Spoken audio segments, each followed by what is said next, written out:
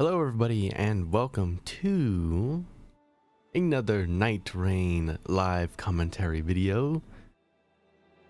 This is episode 1, the start of the series, not exactly the start because of the pilot episode that we had earlier this week. This one is more of a start because I intend on this being more of the icebreaker kind of episode. But thank you to everyone who had watched the pilot episode on Tuesday, I think. No, Monday. I'm already forgetting. But on Monday, the pilot episode, not a whole lot of people watched it, but that's completely fine. I'm a small channel. And for something as basic, just like as a live commentary video, unlike some of the guides that I've posted in the past, nothing a whole too special going on with the live commentary. It's just me yapping, but I hope you guys enjoy hanging out with me regardless. As of recording, it is August 6th, and let us cue into the match and let's see what we get. But I hope everybody's having a good day so far. I'm gonna try to get these videos out ideally a little bit quicker than I am doing it now. I kind of have it set to get a release around the afternoon, but I'm gonna try to get these videos going by the morning, just so you have something nice to start the day off with.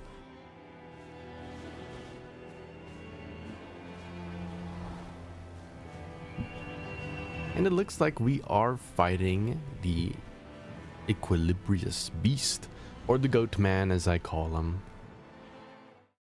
The Madness Man.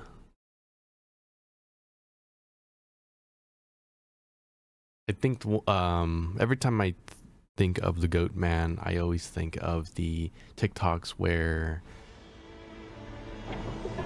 there's a guy fighting Gladius while his other two friends are wondering what is going on with him. I think I have the game HUD turned off, so let me turn that back on.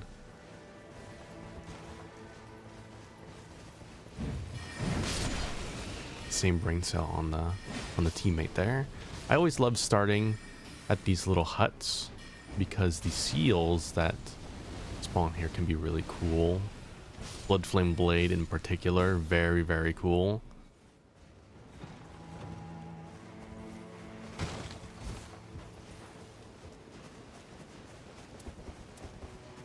Make sure I move that to my offhand.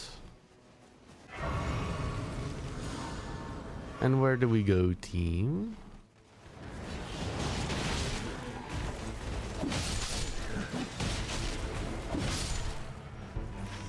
Alright, so we're gonna go to this little cathedral.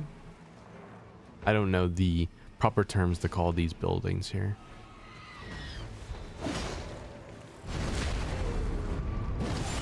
I didn't even see this monkey dude.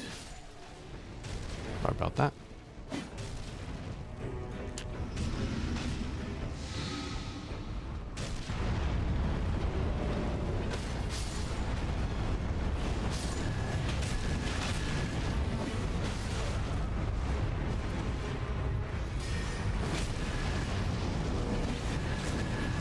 Buff my weapon a little bit. And he's dead. Whoa.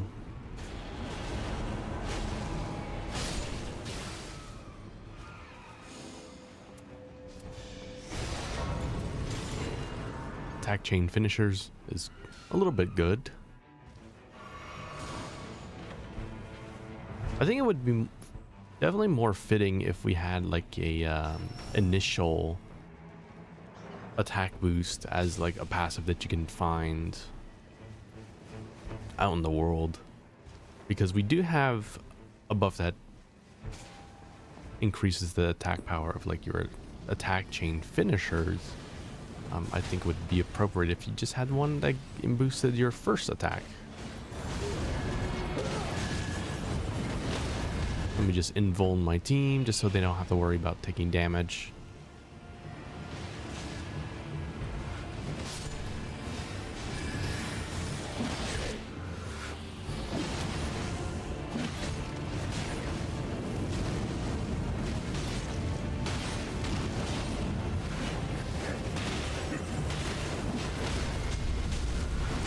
And the finisher.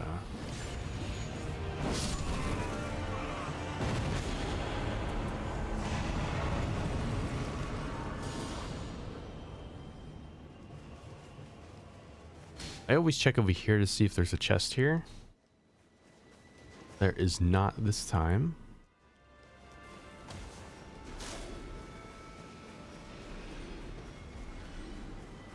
It's always good to have like a mental note of where all the chests can spawn. Because if you do happen to see them, get some free loot.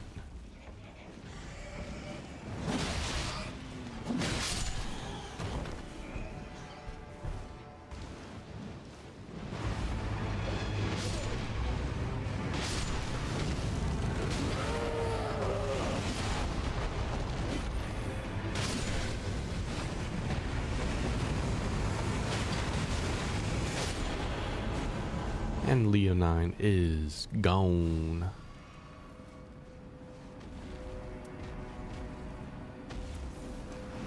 We'll grab the fire damage negation. I think fire is one of the more deadlier elements in Nightreign. There's a lot of enemies that have very dangerous fire attacks, like the dragons. The dragon's breath can be really hurtful.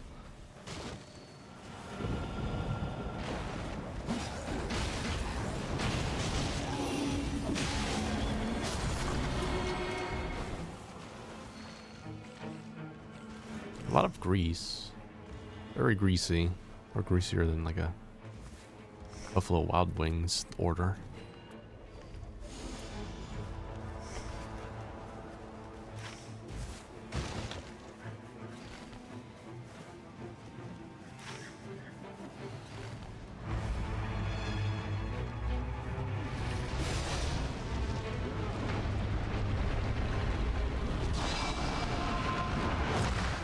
No!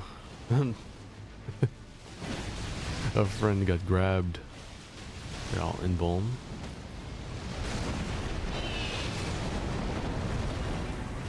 Heal, heal my friends.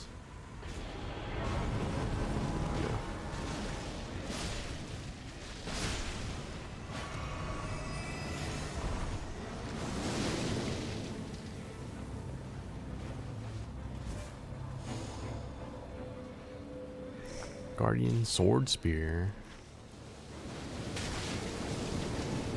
If we can grab this real quick.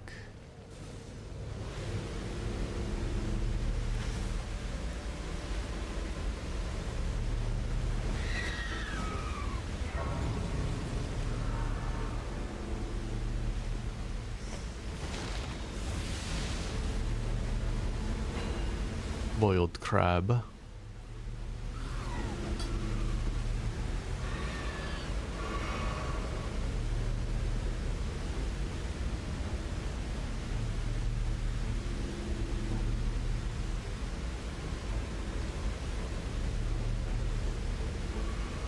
And I think the second best negation passive would probably be magic damage negation.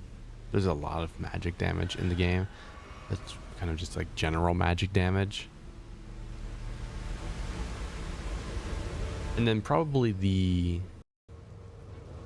weakest one, and I say weak, not in the sense of its potency, but because there's not that much of it, but like the lightning damage negation.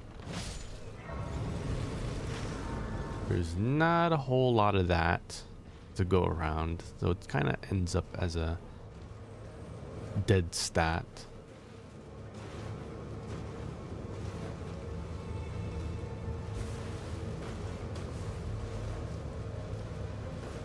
Like the only ones I can really think of are like the draconic, tree sentinel, and like the ancient dragon. I guess the nameless king too. But there's not a whole lot. Just completely missed the weapon art.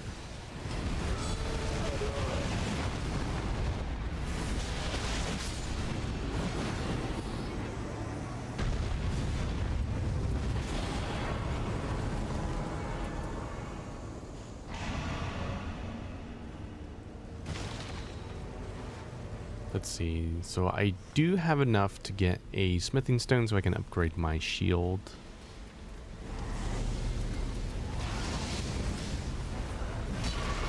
Or not. Hold on. Oh, is the teammate gonna pick that one up? Okay. That is fine. Because the jellyfish shield is good for everybody. I'm gonna upgrade this. And I'm off.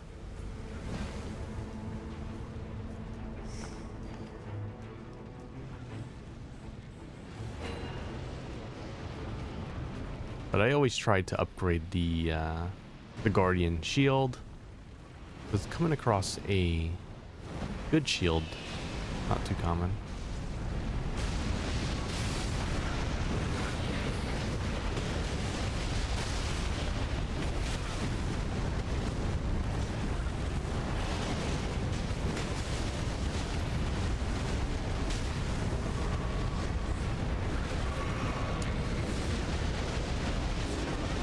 Gonna get some damage mitigation here with the shrimp. Oh my god. Just ran into in front of a high-speed car.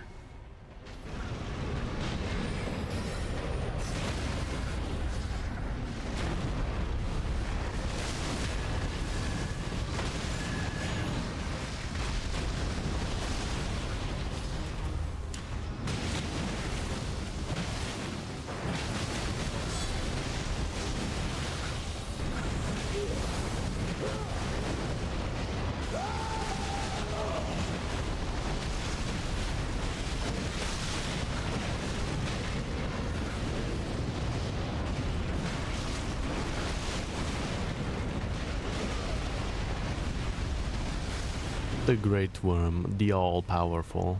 I always call these guys the Great Worm, even though there's only one Great Worm.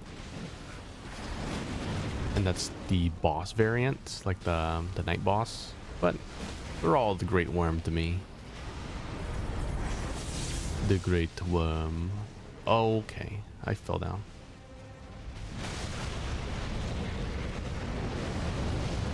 Here's a fang for you.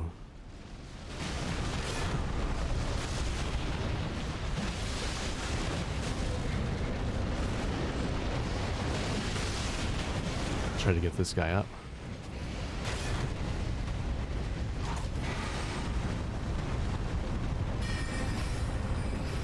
Piercing fang. And he's done.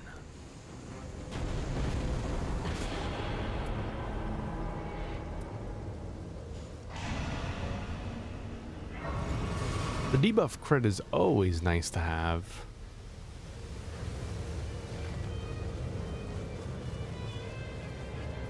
But playing with a team without comms is a little tricky when trying to make the debuff crit work.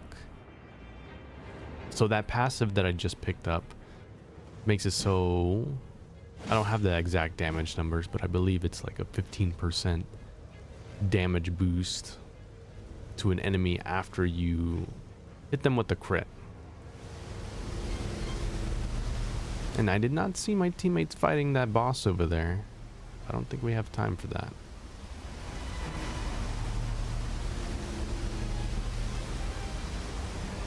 I'm gonna head on over.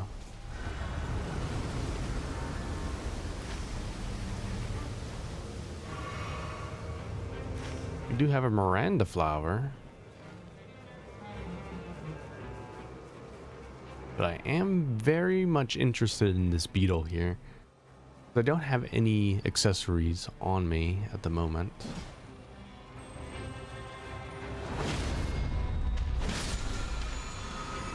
Green turtle talisman. That's pretty good.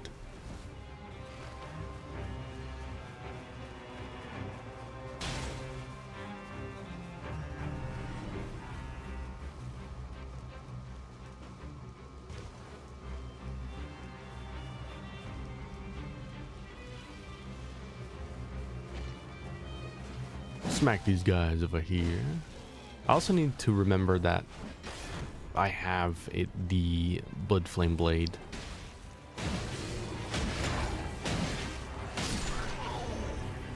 I haven't really been using it at all much.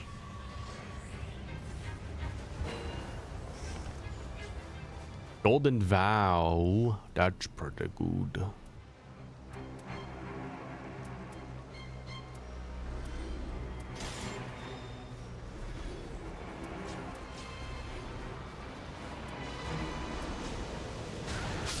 If you aren't making good use of Golden Vow in your games, you definitely should be. Golden Vow is one of the most, I wouldn't say it's the most OP, but it's like the best skill, or the best spell that you can have. Because it comes in both forms, a spell and a skill. That's just awesome for party buffs. Gives you a 15% damage boost.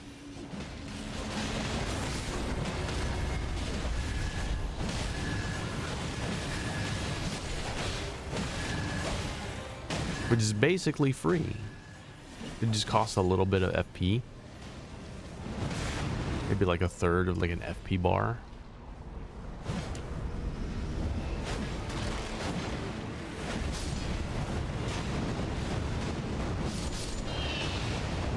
Just gonna invuln here just so my team can just focus on just doing damage here. Not have to worry about dodging.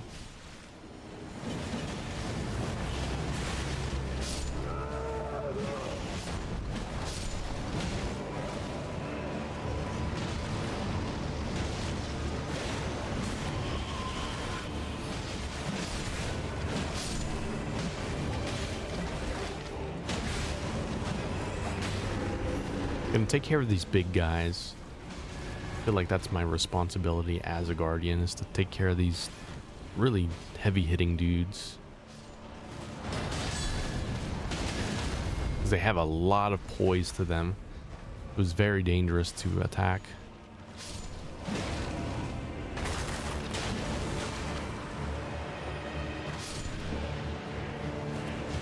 I'll buff my friend once more.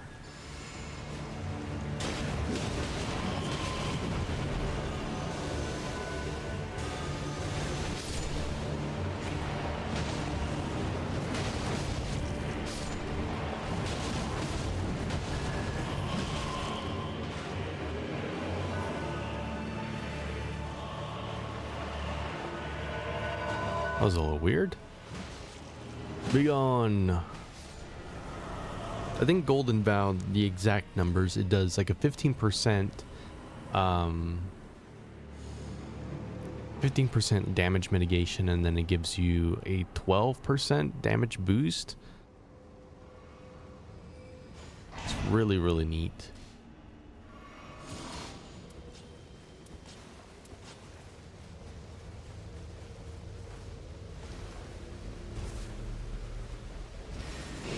And if you can be the most optimal with it, you can have it as a party buff.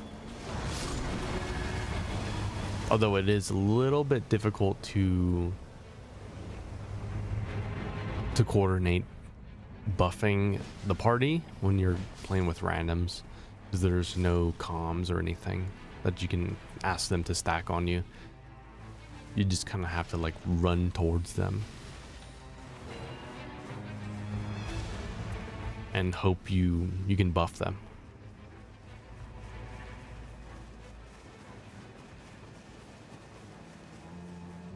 The skill version of Golden Vow, I believe, comes out a bit faster than the spell version,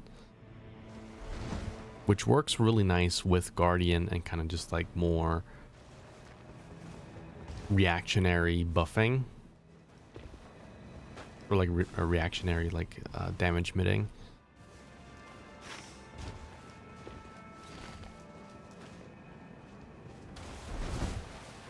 Like say a boss is targeting you and he's gonna do like some crazy combo.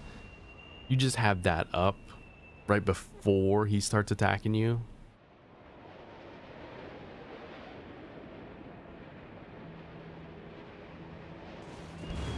Gonna make sure to not fall into the pit here.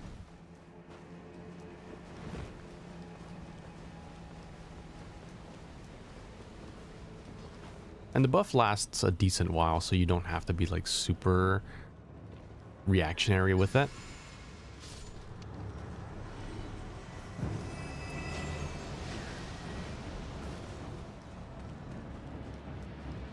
I believe it lasts like 30 seconds or 40, something like that.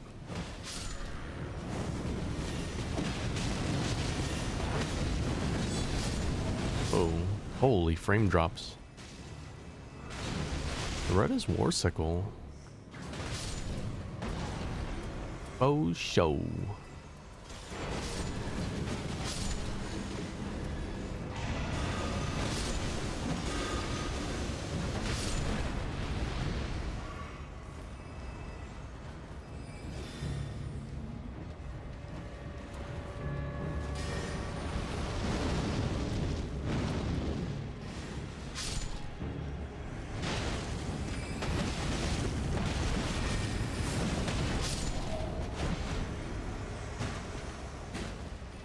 If I had more of a mana-based build, I would definitely be able to use both Golden Vow and Bloodflame Blade quite a bit. But since I'm like base Guardian, he doesn't have the best mana efficiency.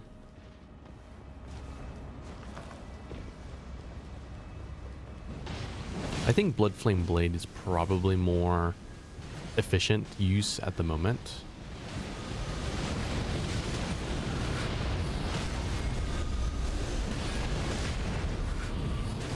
Goodbye, Black Knife Assassin.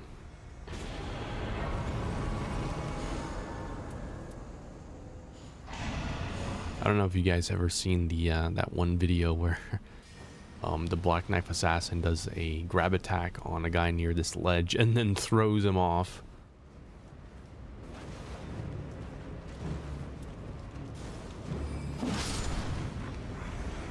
Really unfortunate.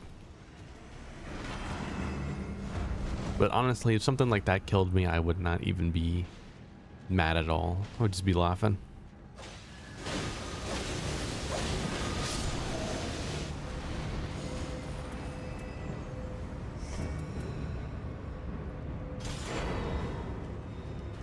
A little bit extra fire damage negation's good.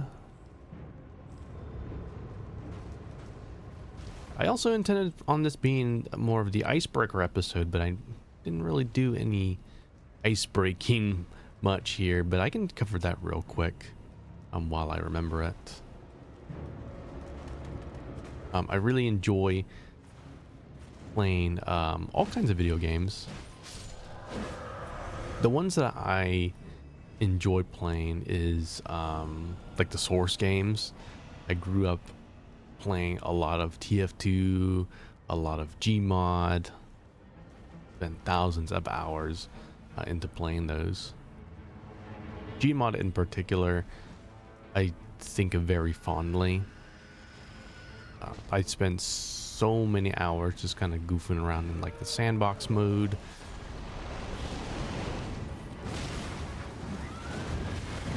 But also in terms of like PvP and just like multiplayer experiences, I played a lot of Trouble in Terrace Town, like the OG Among Us, like my version of like Among Us. Really, really neat.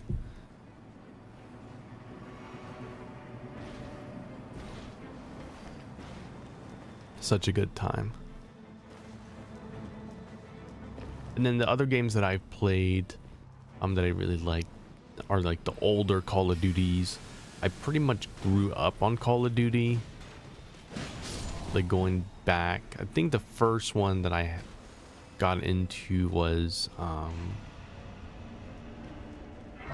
Black Ops 1, I believe. I think it was either Black Ops 1, and then I played COD 4, and then I played Modern Warfare 2.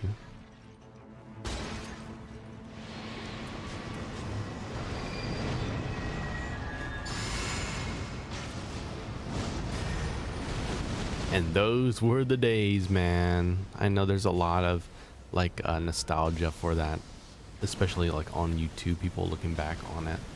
on the good old days of Call of Duty, and I still watch a lot of the videos. And I think it's really cool that there are still people who make the kind of like old style commentary videos.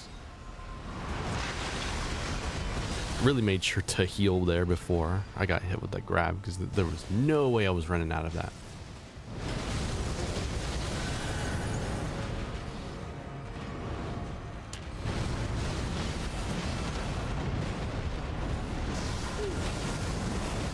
I don't know if magic's good against him.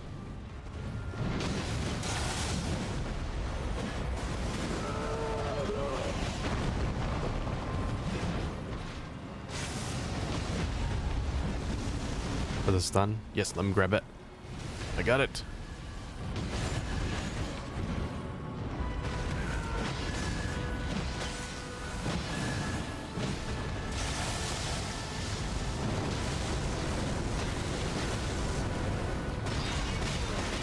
Whoa.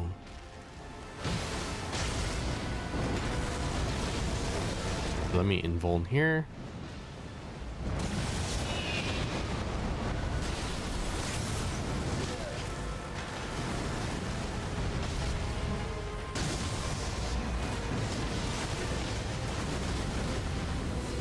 But I do think that it's really cool that people are keeping that genre of style of video alive and well.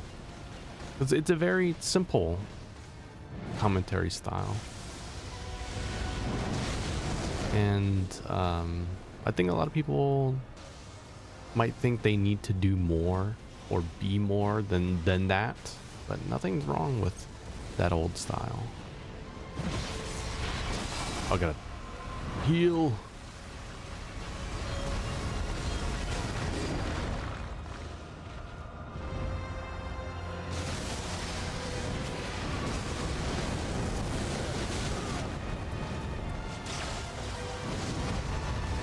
Let me see if I can buff my raider. I missed him.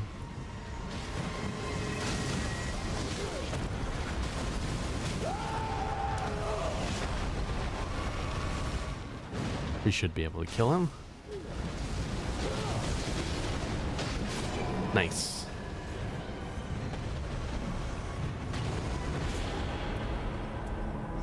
He dropped a winding race, and we also get a winding race from here as the locale reward. So that's pretty cool. 2 winding races.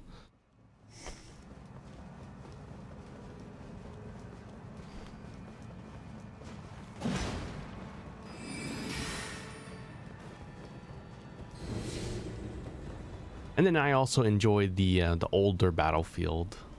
Like the older FPSs seem to just be better. Like the newer Call of Duties I don't really mess with.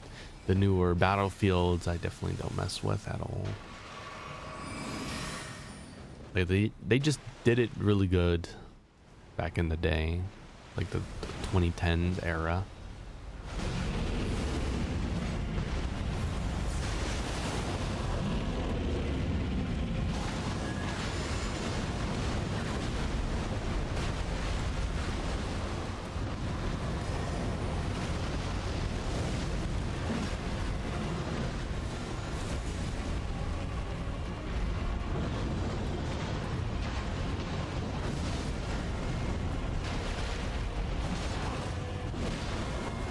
And then as far as games that I'm playing right now, I'm playing a lot of Dead by Daylight. I'm playing a lot of Fortnite.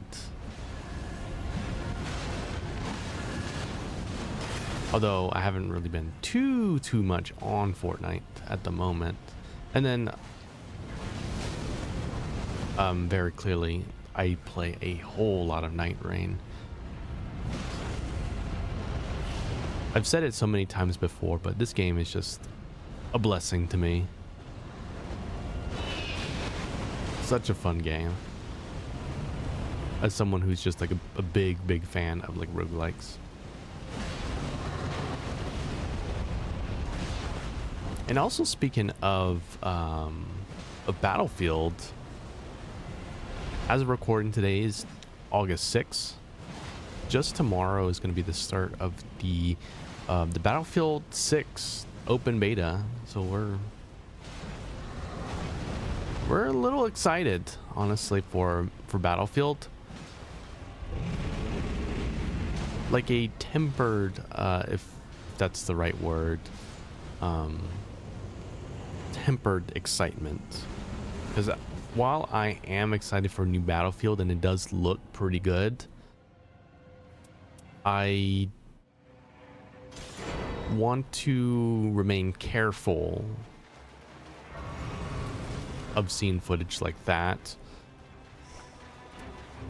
because 2042, like Battlefield 2042, looked very, very good, even through the beta.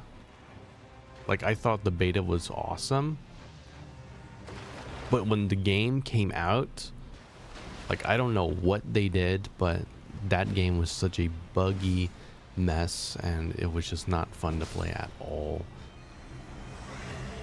Like, somehow from the beta branch to the release branch of the game, like, it just got so much worse.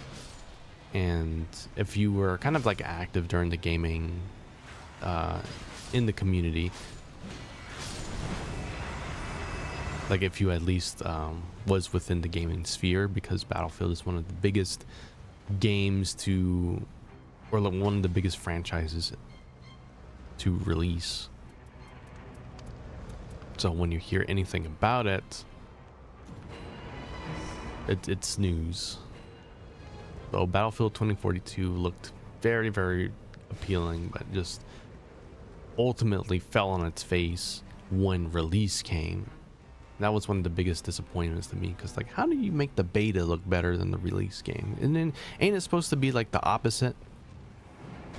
Like, the beta is supposed to be rough, and then, like, the release is like the more polished version of it. That's kind of like the whole point of betas. But I don't know what they did, but they really dropped the ball heavy, and the sting can still be felt today.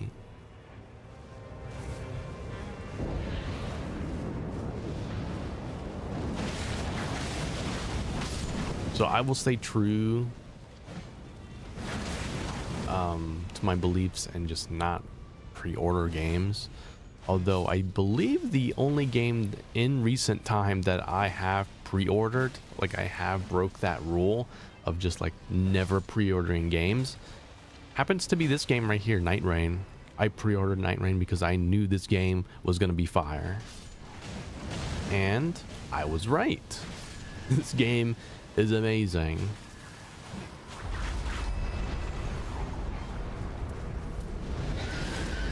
I got the death bird.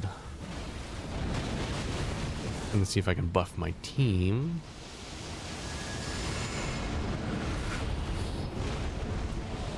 Get the blood flame blade.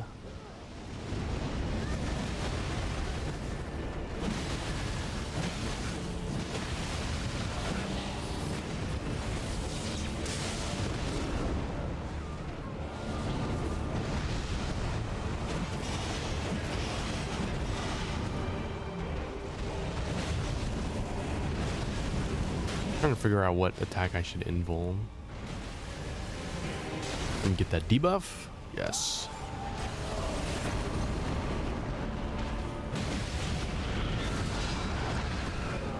No, don't die on me.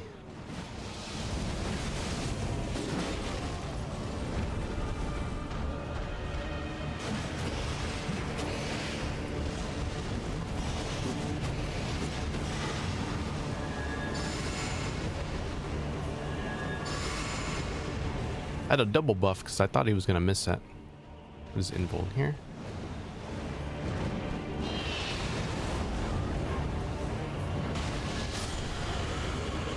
Good.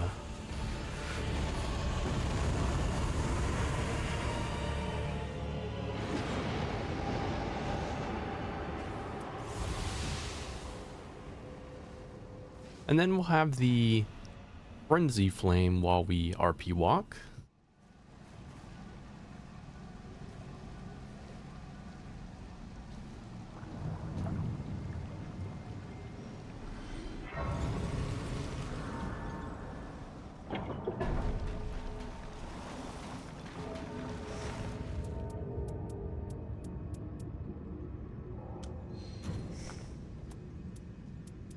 But again, careful optimism with Battlefield 6. I do want it to be really good because Call of Duty is just such a steaming pile of doo-doo right now, and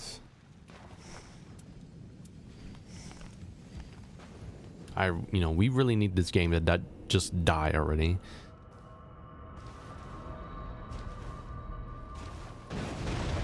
With as big as Call of Duty is, I don't see it actually just dying, but as a consumer, I think we can all decide like, hey, this game is just bad and you guys should really change how you do things, because just the microtransaction filled game, in a paid game, by the way.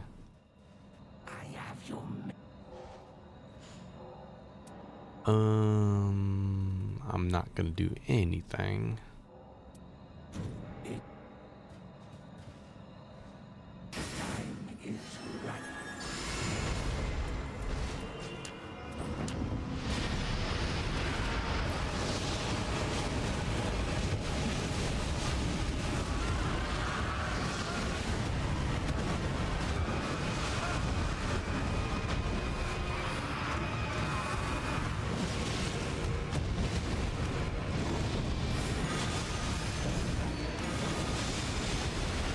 And they've gotten real lazy with Call of Duty 2 and like utilizing like AI to make things. But, like, it's just all kinds of bad with that game.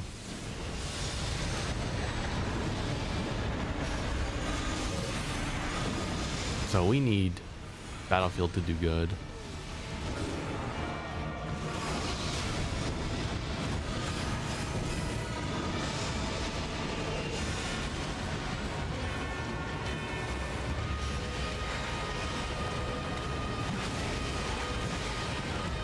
See if I can buff my team.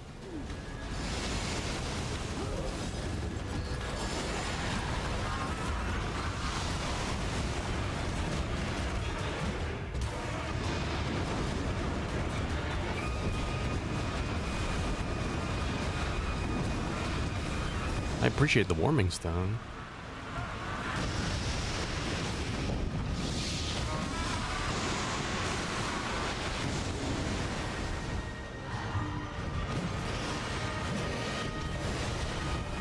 I'm just gonna invuln.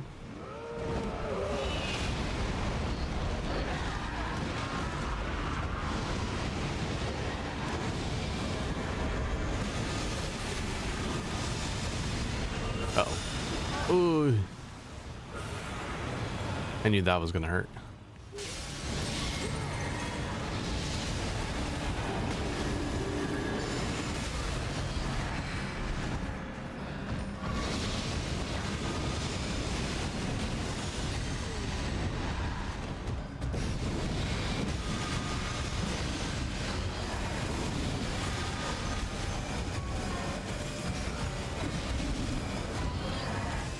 Come on, target me already.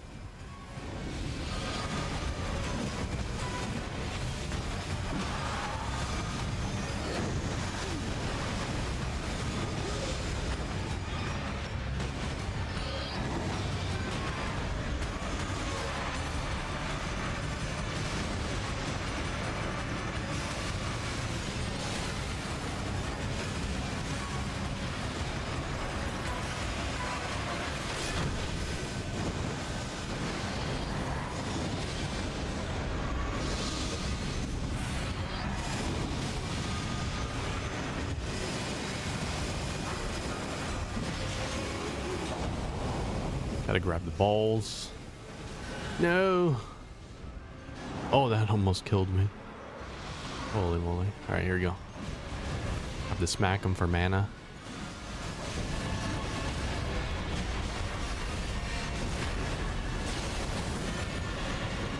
Buff my teammate.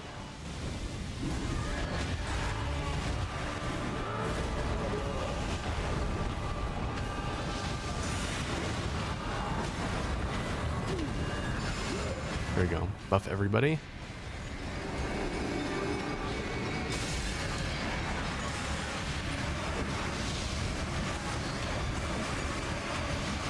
Bring in the pain.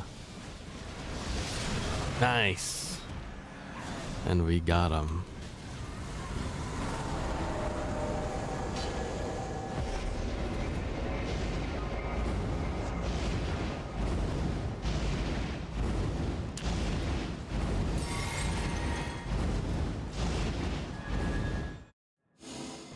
And that is GG.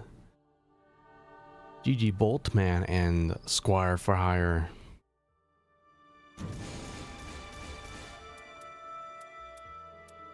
I had a lot of close calls, but I didn't die a single time that run. I don't think. Gonna have to look back on that later. But thank you all so much for watching. Thank you for hanging out with me for another episode. And look forward to many, many more episodes to come. Again, I will try to just get this out semi-regularly, right in the morning, just so you have something to watch. You can also just watch it later on in the day if you're unable to do it in the morning. That's the beauty of YouTube. Everything is just here at your own convenience. So thank you so much for watching, and I hope to see you next time.